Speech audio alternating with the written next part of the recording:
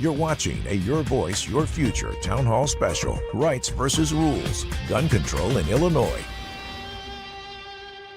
A fiery debate. We're going to make felons out of taxpayers.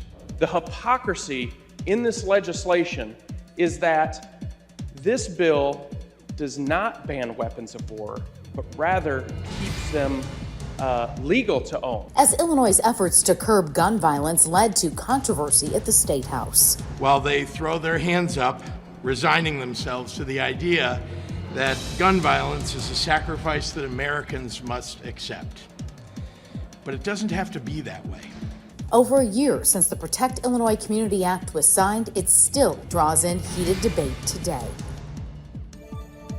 Well, good evening, and thank you so much for joining us. I'm Dawn Sterling. And I'm Stacey Skrizak. Tonight, we are focusing on a law that's been at the center of many controversies and lawsuits since it went into effect last year. Yeah, the Protect Illinois Community Act bans certain assault-style weapons in Illinois. The law bans certain types of weapons and weapon accessories, as well as requires those who already own them prior to January 10th, 2023, to register those weapons with Illinois State Police. We have experts who are involved with the impact of the law joining us tonight to discuss what the law means and how it came about.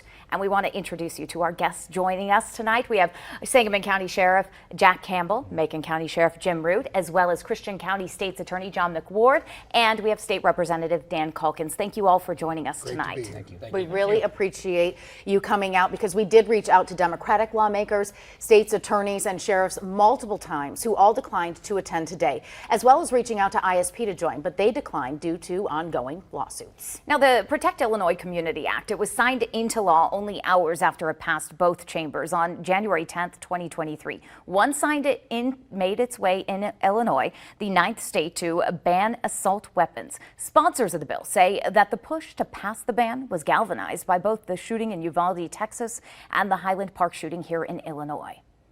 This legislation was decades in the making of efforts of Democrats and Republicans trying to ban the sale of assault weapons in Illinois. We finally did that in January of 2023. We banned the sale of assault weapons, high-capacity magazines, rapid-fire devices, but we also expanded our coverage of firearm restraining orders and went after gun traffickers that are crossing state lines. Though the law went into effect immediately, it was not without its challenges. There were numerous legal challenges that we'll explain shortly, and low registration numbers with the Illinois State Police in comparison to the number of FOID card carriers in the state. And here's a look at the most current registration numbers from Illinois State Police. 6,945 individuals have completed a disclosure form. There have been 20,648 firearms, 7,726 accessory disclosures, and 114 ammunition disclosures. There has been a total of 20,648 disclosures. This was from the period from January 1st to March 29th. And here's a look at those numbers prior to the January 1st deadline. 29,357 individuals filed a disclosure, and 112,350 disclosures were filed in that 3-month period, with 68,000 firearms, 42,000 accessories, and 528 ammunition disclosures filed. The total number of active FOID cards in the state of Illinois is over 2.1 million. Governor Pritzker signed the Protect Illinois Community Act back in January of 2023, and ever since, lawmakers, gun organizations, and attorneys have filed dozens of lawsuits saying that it violated their rights. Our Carolina Hassett breaks down the legal challenges that came after the governor signed the act. Dozens of lawsuits at the state and federal level were filed after the Protect Illinois Communities Act was signed last year. One of the lawsuits came from Representative Dan Calkins, who claimed the law violates the 14th Amendment. When this law was passed, it took away my rights, but yet granted those rights to a certain class of people. Prison guards, police officers, state police, and there was no way for me to ever get my rights back unless I wanted to become a police officer. Other lawsuits from gun rights groups and advocates were also filed, with several being taken on by attorney Tom DeVore. DeVore also asked the courts for a temporary restraining order against the act, which was granted by an Effingham County judge. A restraining order essentially says we're freezing the law. While judges in Macon County initially ruled in Calkins' favor, the case still went to the Illinois Supreme Court, which ruled the law was constitutional back in August of 2023. We don't feel we got a fair hearing at the Illinois Supreme Court. There are two justices on the Supreme Court that we felt are compromised. We felt that they had bias. They were biased against us. This leaves the question of what happened to all the other remaining lawsuits. The state would petition for them to be dismissed if they hadn't been withdrawn, unless you've got a unique argument. Hearings are still being scheduled for the federal lawsuits, but Calkins is sure the federal courts will rule the law unconstitutional. Thanks, Carolina. Redfield says usually the federal government leaves bigger agenda items like this one for discussion later on in the year. And speaking of discussion, we've got our sheriffs here, Sheriff Jim Root as well as Jack Campbell. And watching this and seeing, the law take effect, what were your initial reactions to the assault weapons ban? Normally, our role is just to enforce the laws that the legislature passes. This is my first time in 32 years of law enforcement that I saw a law that was passed that was, in my opinion, so egregiously a violation of our constitutional rights that we simply had to take a position on this as sheriffs here in Illinois.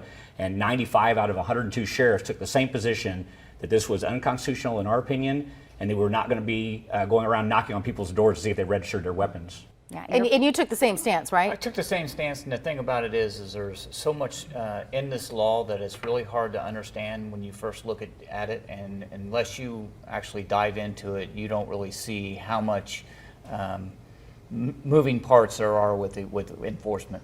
Why was it so different? Well, again, the first oath of office we took was to enforce people's constitutional rights, and this is a philosophical issue for us as sheriffs. That we are elected, we're the only law enforcement officials elected, right. And so we felt that special relationship to our citizens that we had to defend their constitutional rights. And you took on day one, you took people that own these weapons and made them a felon if they didn't register them. So this is the only law that I've seen like that, where normally laws protect us and they make us safer and they make our lives better. In this case, you were taking away people's rights to defend themselves, the right to hunt with whatever weapon they want. And it's a slippery slope when you start to take away even certain types of weapons, even if it looks like on the surface people don't really need to own these. Yeah. Okay, and go ahead. So the purpose of the legislation is to take guns away from criminals. What you're doing is you're making law-abiding citizens criminals, which is a problem for us because we have plenty of people in jail that need to be in jail. We don't need to fill it up with people that are, that are decent people. That's the next question. So when it comes to resources for you guys, this has got to, if you were to go out and start knocking on doors, that's a lot of resources. We don't, our job is public safety for the immediate action of a criminal. And we do not have those type of resources. We're all hurting for manpower the way it is now, and we simply don't have the ability to do this. And another reason why it's frustrating on our end too, if I can add, is that criminals don't follow laws by nature. So you can make 100 more gun laws, and it's just going to be more for them to break, and then you're hurting law-abiding citizens. Yeah. So would you say this is more of a burden for sheriff's departments? It is, because what we do is our day-to-day operations. We're responding to calls of people that actually need our assistance, and we don't have the time to proactively go out. And one, we don't have the ability to go out and know who has these weapons. The only time that we're going to actually come in contact with people that have these is if they're a victim of a crime and their weapon has been stolen in a burglary. That's when we are actually going to have to look at the ramifications of whether or not they registered or not. And like you said, if you feel it's a law-abiding citizen, why would you go take their weapon? We don't want to do that. Right. We don't want, one is it, and to correct what Sheriff Campbell said, it is a misdemeanor offense for the first time. It is a non-detainable offense, which means we couldn't take them to jail if we wanted to. Okay. Anything else you want to add? No, again, this is just a philosophical issue for us that we want people to have these weapons. It's their constitutional right. And the Constitution was designed to protect us against government, and it's a very important issue for us. Okay. All right.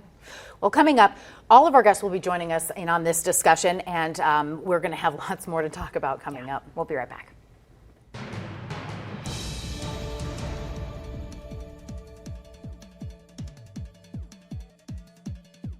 You're watching a Your Voice, Your Future Town Hall Special, Rights versus Rules, Gun Control in Illinois. And welcome back. We are continuing our town hall discussion on the Protect Illinois Community Act. Prior to the break, we heard from the sheriffs, both sheriffs here, but we wanted to get the opinion from from State's Attorney McWard as well as Representative Calkins. You watched them, you saw their first reactions. Let's start with you. What was your first reactions? The interesting thing is I cannot prosecute a case without a report.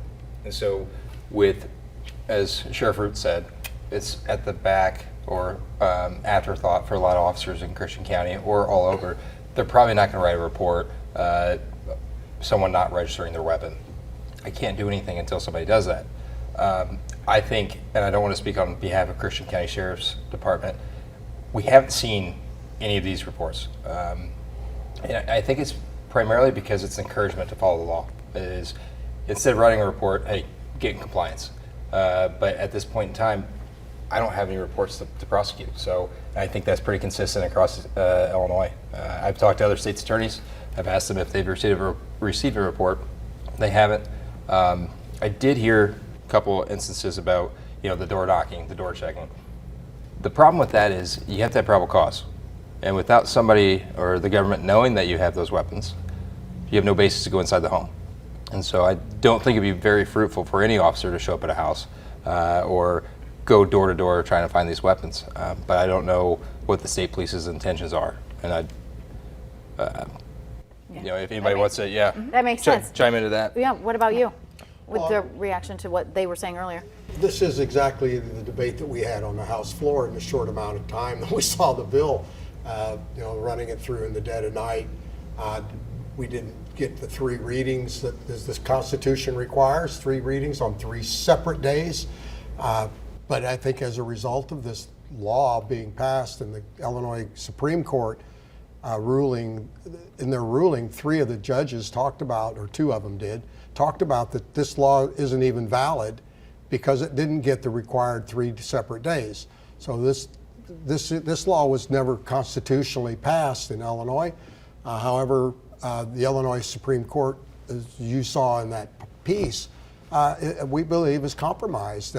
2 of the judges that got elected were heavily financed by plaintiffs in this case, and they were endorsed and accepted the endorsement of anti-gun activists in those districts, and essentially said that when they ever got this case, that they were going to rule it constitutional. So, we didn't really get a fair trial, but I think the bell was rung on the 3 rulings. I think any person with common sense would know that this is an unconstitutional law, and we're all of us took that oath to defend the Constitution, and that's what we're going to do. Now, something that surprised all of us here at the station was the fact that this is an ISP database. Not one person at this table has access to that database. You don't even know who has registered and who hasn't. So those, thousands of numbers that I read off, they could be in your county, maybe not in your county. You have no idea. One of the interesting things to think about, though, is every time that somebody buys a legal weapon from Shields or from a firearms dealer, that serial number is registered with a federal database, and so that information is accessible by FBI, ATF, those types of organizations. And I think that's some of the hesitation for a lot of people. Why are we having to register a weapon that I legally bought earlier in time to then give the government, that being state of Illinois, more information about myself? If they have a concern about me maybe struggling with mental health and want to revoke my FOID card status, they would have to serve a subpoena or have probable cause to get that information to then revoke my status. And especially when I talk to constituents in Christian County, the focus is I don't want the intrusive reach of the government. We don't want that. We go to work, we pay taxes, we go about our daily lives. We don't commit crimes. Why should we have to tell the government every single thing about ourselves? And that's what I hear on a daily basis. So. So how do they expect you to enforce it either way if you don't have access to a registry to even check if you were to hypothetically pull someone over? So what they're expecting us to do is in the event that we would encounter somebody with one of these weapons, there is when we run them through to a system, it'll come back with an endorsement, and then what they're talking about is an endorsement that says that they have registered. We don't know what they registered. We don't know if that's the gun that they registered. We don't know any of that. All we know is that they filed an affidavit that says they claimed to own one of these prohibited, or one that goes into this ban. That's the only way that we would know. Other than that, we would never know that these people would possess them. And I think we saw the numbers earlier that we reported on how many actually registered. We've reported in the past that it wasn't a big campaign that they were trying to get out. They were more relying on the media to get word out that you did need to register. What are your thoughts on that? Is there a better way to go about that? Oh, I'm sure there is, but again, it shows the controversial nature of this act. They knew people, I think, were not going to be willing to even buy into a campaign. Again, it's so controversial that you're taking away somebody's constitutional rights that I don't think you could have paid people to go register. In fact, I have many gun owners, I've been a gun owner my entire life, have told me there is no way I'm going to register one of my weapons. And they said, I know you're the sheriff, you're my friend, but I'm not registering a weapon. And I said, don't say anything else to me. Yeah, please stop talking. Thoughts? Well, it's good, though. Well, I want to correct one thing that Representative Morgan said in his piece. No Republican has ever put forth a bill or signed on to a bill that restricts people's constitutional rights. So he's totally wrong on that account. And number two, he is a lawyer. And he is also not only sworn an oath to the Constitution as a representative, but he's also a lawyer in the courts. And he knows what the Constitution is. Now, yes, there was a tragic massacre on the 4th of July in his hometown. I get that. But that person, and now I believe his family, are being held to account for that. And now, because of that, and I think the pressures of our current governor, we're sitting here faced with a situation that we have potentially made millions, couple of million, at least a million people could potentially be felons that have gone out of their way to get a FOID card, and in some cases a concealed carry endorsement, have followed the law. We don't like the law. We think the FOID card's unconstitutional as well, but it's the law, and we've done it. And now to put us in this position of having to choose between the constitutionality and the protections that are guaranteed to us and the political whims of the Democrat Party in Illinois is unfair, and I think will eventually be found unconstitutional. But it's unfortunate that we're spending millions of dollars on lawsuits and lawyers. I mean, I can tell you what I spent on our lawsuit, but think about all the other lawsuits that are going on up in Plainfield, in northern Illinois, and in the Southern District, and now to the U.S. Supreme Court again. We're fighting ourselves because the taxpayers are paying the government's lawyer bills, and we're also having to pay our own attorneys. And I want to add something to what State's Attorney McWard said. There is some unintended consequences of doing an enforcement before it gets to the court system, because in the event that you do something, make an arrest, write a search warrant based off of this statute, and it goes to the court system, it could be found unconstitutional, and that whole case gets thrown out. Right, and it could be one that... It could be one, right. It could be a homicide, or it could be something that is so hinged upon that law that could have an unintended consequence that could totally destroy an actual criminal case that we would have been able to work on. All right, a great conversation. We're going to keep it going, coming up right after the break. You're watching a Your Voice, Your Future Town Hall Special, Rights versus Rules, Gun Control in Illinois.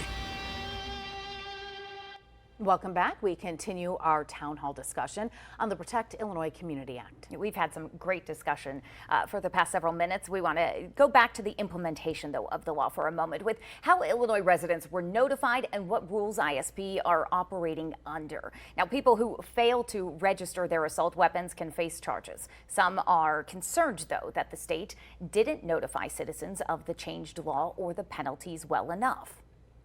Christian County Chief Deputy Sheriff Jim Baker says the state should send a notice to each FOID card owner. This would be similar to jury duty or tax notices.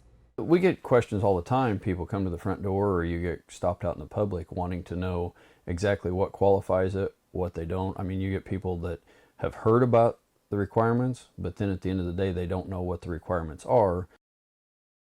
And when the law changed, Illinois State Police notified people through news releases, social media posts, and a pop-up on their website. With more controversy over the act, some state lawmakers had to step in to figure out how the law was going to be enforced. Our Julia Rozier is working for you on what those lawmakers decided and what the updates are.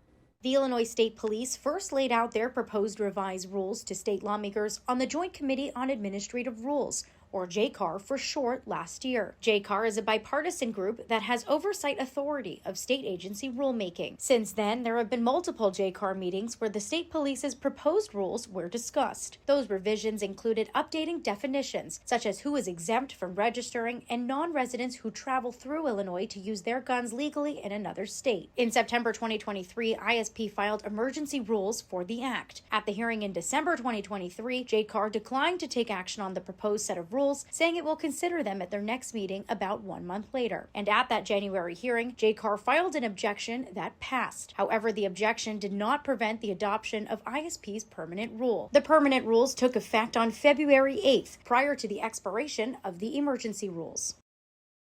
And to see the full list of the rules, just head over to our website, News Channel 20.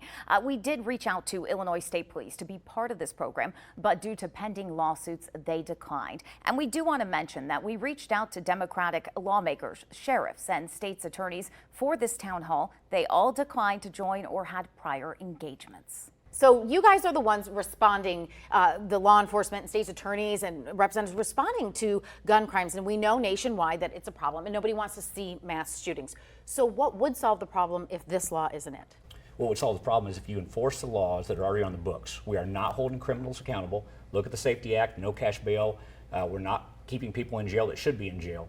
And I want to add also that this law will have zero impact on the murder rate in the state of Illinois. You look at Cook County, the Chicago area, they have some of the toughest gun laws in the country, and every weekend we have shootings over and over and over again. Enforce the laws that are already on the books. And John McCord, I see you nodding your head. So what do you want to add to? There are no laws or regulations that are going to change the current gun death rates in the state of Illinois. For Christian County, I think we have more gun ownership per capita than most other counties. We don't have the violent crimes. We don't have gun crimes. I think to date we're approximately 4 months into our calendar year. I've only charged 2 gun cases. But with that, we have lawful gun owners who know how to use a weapon, who know how to defend themselves, and know how to defend their families. No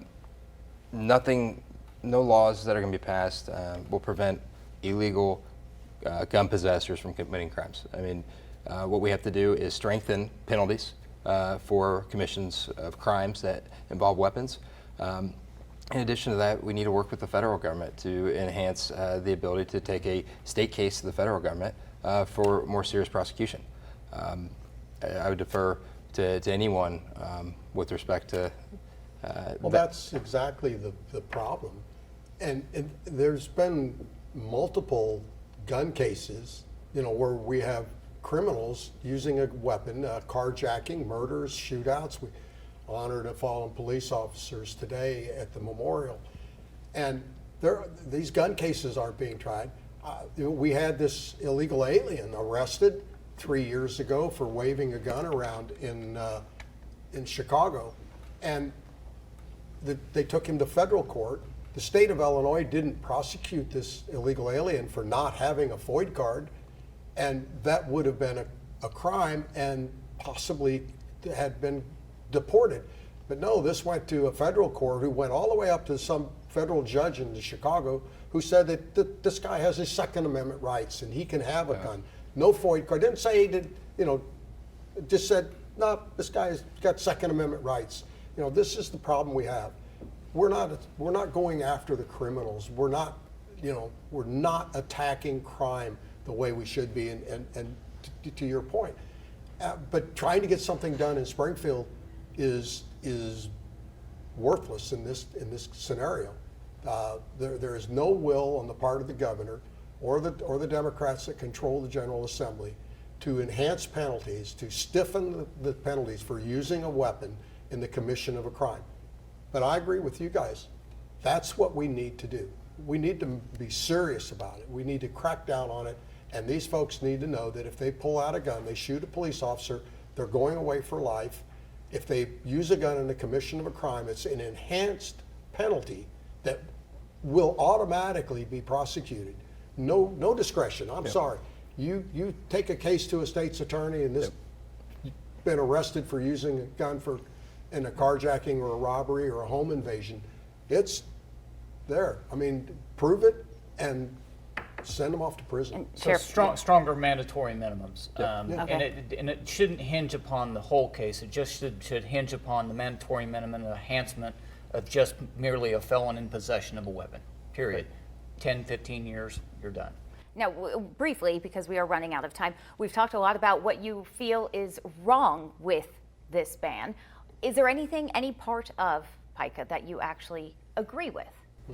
I do. I do, yeah. Yeah, go ahead. I think one of the best parts about our government, we have checks and balances, right? And with that, the one thing I do like is the mental health aspect. If there's a question about somebody's mental health, it is checked, right? It doesn't go unnoticed. And I think that is parallel to our FOID card. You know, you have to apply for a FOID card. You're approved. You go through all the background checks. Everything's good. I think mental health can change in a matter of a moment, matter of a month, and to continue to make sure that lawful gun owners are in a great mental mindset. I think that's one way we could prevent crimes, and I think that is a good aspect of it. But I don't know if sheriffs have a thought or feeling on that. You know, again, any law that you can look at the safety component and make our life safer, again, the mental health aspect of this law, yes. But the problem is, you know, the gun issue, the Second Amendment right issue, for me, it shadows the entire rest of the law. So I'm very reluctant to say I like much of it. Right, yeah. And Representative Calkins, you said that there were aspects that you did. Yeah, I like the law. I think it's so bad and so convoluted and so despicable that it's going to be overturned. And it was written in such a way, and it infringes on the rights so obviously that there's no question. And the Illinois and the United States Supreme Court, where it eventually will end up, is going to declare this law unconstitutional. Okay.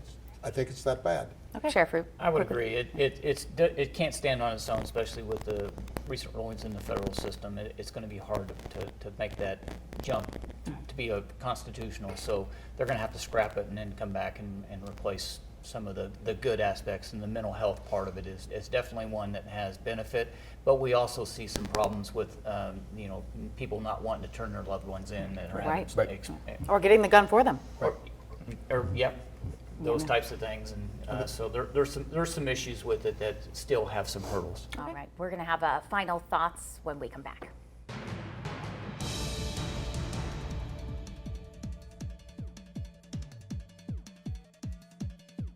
Watching a Your Voice, Your Future Town Hall Special, Rights versus Rules, Gun Control in Illinois. And welcome back. We've spoke about the legal implications about the law and how it's being enforced in certain counties across the state. But what about the other impacts of PICA? Gun advocates and hobbyists that use guns such as airsoft and paintball guns also concerned about parts of their gear needing to have an affidavit submitted. The concern originally came as some accessories for paintball and airsoft guns that can be used on firearms as well.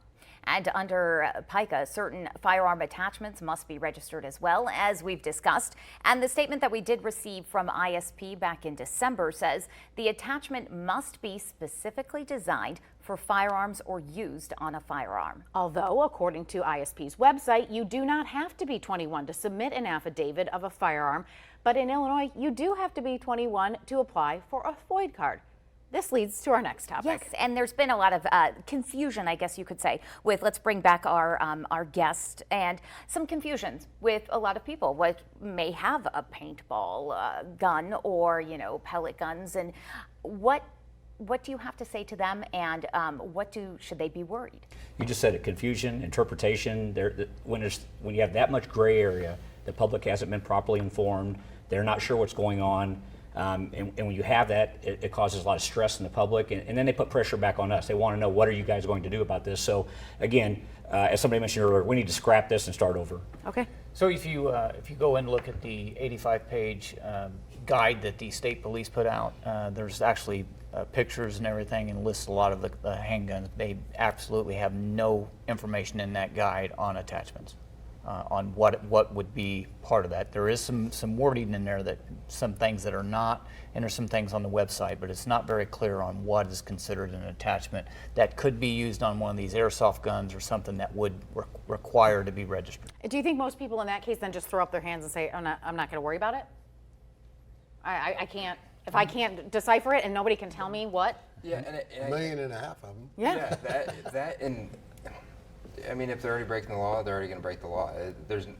But they're not intentionally breaking the law, and that's where we as law enforcement officers, we have to prove that they had the intent to break the law, and that's a problem for us. Okay. And where I'm getting at with what I just stated, it's individuals who, the bill is so convoluted, the guide that ISP is so convoluted, we don't understand what's right, what's wrong, and there are a lot of legal, or people trying to follow the law, they don't even know if they're breaking it, to your point. And like you just said, I think one of the other aspects is people can order this stuff offline, off Amazon, everything of that nature. And on top of that, they have the 3D printers. You can print off your own receivers or anything of that nature. So, I mean, even if we were going to try to enforce this law, people could do it and break the law from their own home. And we do want to mention that we did reach out to ISP for clarification, as well as to invite them on, and due to pending litigation, they declined, as well as we did ask Democratic lawmakers and even sponsors of the bill. Yes, yeah. And everyone was either prior engagements or declined. So we do want to mention that. Final thoughts, let's get to. What comes next? What do you think the future of this? We've heard, it's going to be scrapped. Yeah. But I guess let's start with the different departments. For sheriffs, what's moving forward? What do you think comes next? Well, I think that we have to take a kind of a backseat approach until we get through all the legal battles, because if we, like I said, if we had enforced it and it was hinged upon something, now granted we can be selective, and those people that are already felons, we'll push it to the state's attorney and they can decide whether or not they want to prosecute it. And our intent is to educate the public as to what the law says, and then use good discretion. Okay.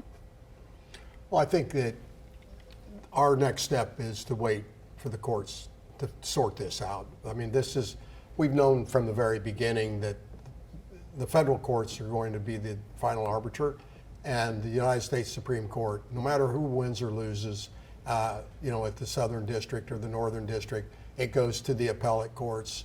Whoever loses at the appellate court is going to take it to the United States Supreme Court. It is going to get to the United States Supreme Court, and they will make the decision. We hope sooner rather than later. I mean, as you said, this has been going on for over a year now, and we'll know more in a couple of weeks. Yeah, you were saying that there are some court cases coming up, some hearings. All of the Illinois cases, and I think a Maryland case, have been consolidated for review. So the Supreme Court has agreed to look at all of these cases on May 14th, and then they'll decide, do they want to take them or not. Now, they don't take very many cases, I know from personal experience, but this may be a strong enough approach that we have all these states all across the country that have different laws and different court systems, and they're using very contorted reasoning to try to overcome the prior Supreme Court rulings and what our legal precedents are regarding the Second Amendment. So this may just be a chance for them to go, look, time out. We've already made 2 rulings. This is the law. Stop it. You cannot take people's Second Amendment rights away. You can't ban magazines over a certain capacity. You can't make a shotgun. It's how many shotguns are on that list? Well, there's a flow chart, so I don't know how many in there. So it all falls into a flow chart on whether or not it's actually one that's banned. Okay. Yeah, and from a court perspective, State's Attorney, what's the future like for you? You know, I have really good men and women police officers in Christian County, and as Sheriff Campbell said, they're going to send me reports and use their discretion on how to effectuate this current law, as we all have to, right? We have to follow the law. But I think what's more important is educating and informing individuals on how to be in compliance with the law. Now, until it changes, we got to, do our job every day. But I think we have some very intelligent officers in Christian County that will make sure things get done to the right specs. So. But it's not door knocking and saying, do this. I don't think we're going to do door knocking, but until I believe ISP would come down with a, if they form a new team or something like that, they need probable cause first to start knocking on doors. Last thoughts? Again, I'm very disappointed in the lawmakers. They keep passing these bills and they don't engage with law enforcement. They don't engage with the public the way they should. They sit down into the dome, and I think many of them think they're doing the right thing, but they're not. Okay. All right. Well, State's Attorney, Sheriff's Representative, thank you so much for all four of you for taking the time to come to help explain, also give us your thoughts and a look into what's wrong, what's right, and the future. I think it's very clear that either way, it's still controversial, right? Yeah. We'll be right back.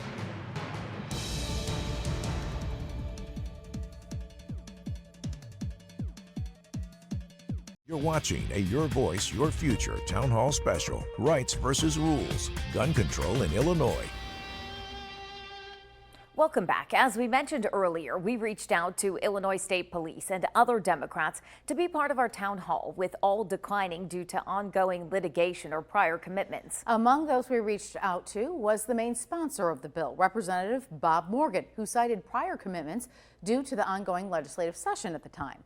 But we caught up with Representative Morgan afterward to get his thoughts on some of the discussion. More than a year after the Protect Illinois Communities Act was passed and signed into law, the bill's House sponsor, Representative Bob Morgan, says he still stands behind the law and maintains it is in line with the Constitution. So this law is working, it's saving lives, and the constitutionality is being handled by the courts and resoundingly said, yes, in fact, this is constitutional, and we're going to continue to support Illinois in passing these common sense laws. When speaking about Representative Dan Calkins' claims that Illinois Supreme Court was biased, Morgan says Calkins is simply not happy with how his cases have been going. Yeah, I think sore losers who lose lawsuits are always looking for an excuse and never really looking at the fact that, in fact, they lost because the law was not on their side. Morgan goes on to say federal appellate courts have ruled in the law's favor, and the U.S. Supreme Court has denied to rule on Illinois' law and similar challenges from other states. The appellate court, U.S. appellate court, has already decided on multiple occasions now not to stop the Illinois assault weapon ban. And in fact, the U.S. Supreme Court has had a variety of requests, not just from my colleagues' requests to hear that state case, but also appeals from this appellate case and others around the country. And the U.S. Supreme Court has refused to stand in the way and step in and remove these assault weapon bans throughout the country. Representative Morgan also responded to some of the issues brought up by sheriffs and state's attorneys, including how difficult these cases may be to prosecute. That's because they don't have easy access to the database of affidavits filed for assault weapons purchased before the law went into effect. However, both Representative Morgan and Illinois State Police confirm these affidavits are available to law enforcement through ISP's law enforcement agency's data system. So local law enforcement, state law enforcement, they all have access to this list of individuals and weapons. Representative Morgan says the goal with the registration was to avoid forcing people to give up weapons purchased legally, and he supports continued efforts to educate Illinois residents about the law and what weapons are covered by it. Some states prohibit them from keeping their weapons at all. We didn't do that. We said that Illinois, if you had legally purchased your assault weapon and you wanted to keep it, we support that opportunity because you legally purchased that weapon. Overall, Representative Morgan believes Illinois has become safer because of the Protect Illinois Communities Act. Where I'm from in Highland Park, where there was a mass shooting from somebody who was under the age of 21 who had the legal opportunity to buy an assault weapon, legal opportunity to buy these high-capacity magazines, and then use those weapons, who had never committed a crime before, to go out and murder my community, people in my community, shot over 83 shots in a minute. Those types of things haven't happened in the last year, and as attrition happens and these assault weapons are removed from our community, we are no doubt safer, and there'll be fewer gun deaths. And anybody standing in the way of that, I think, is probably arguing for different reasons, because I think everyone would agree we want fewer gun deaths in Illinois, and in fact, that's what we're seeing. Representative Bob Morgan represents the Highland Park area, which saw a mass shooting at its annual 4th of July parade in 2022. This is the shooting he was referring to in his interview with us. Yes, in that shooting, 7 people were killed, 48 others injured. The alleged shooter, Robert Cremo, is still waiting trial on more than 100 felony counts, including murder. Now, we also reached out to Governor J.B. Pritzker to respond to some of the comments made during our town hall. And while our request for an interview was declined, his office did send us a statement saying, in part, quote, "The highest court in the country declined to block enforcement of the Protect Illinois Communities Act, and all Illinoisans are safer because the law remains in place. We must not become inured to mass shootings in our communities. All Americans deserve the right to worship, go to school, and celebrate without living in fear." Pritzker goes on to say, quote, "I'm thankful once again for the members of the General Assembly who supported this law and the brave survivors who fought to make it a reality. I continue to urge Congress to act on national gun legislation so Illinois is not a lone island in a sea of states with weak gun laws." We'll be right back.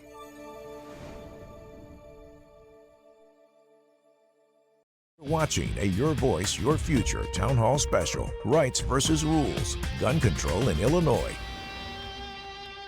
That's our time. Thanks so much for watching. We want to once again thank our guests for taking the time today. And for our full coverage on assault weapon ban, you can head over to our website. Good night.